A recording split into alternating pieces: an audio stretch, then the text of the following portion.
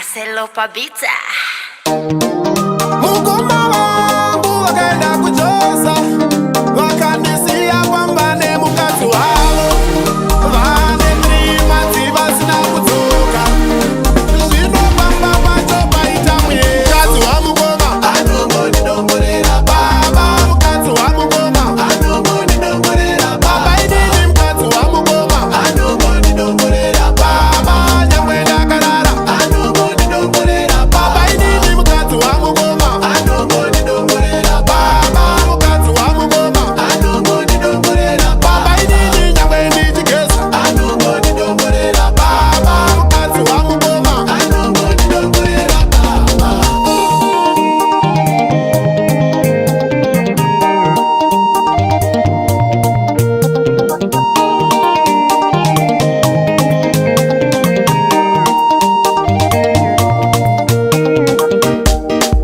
Amai guru mandinyanyira, chiramu chenyu amai wenda chikoniwa. Usiku wega wega munondinokera, muchingopinda munobva mandipuruzira. Munoda kuti nini ndiite ine, inga inini wacho ndiri pamunini.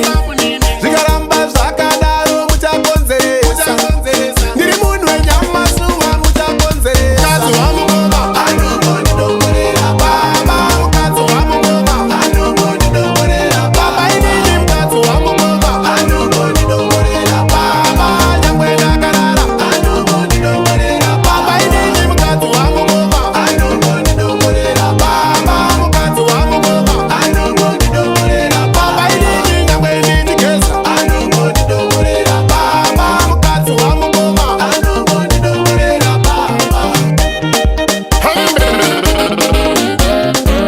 Kujo yanika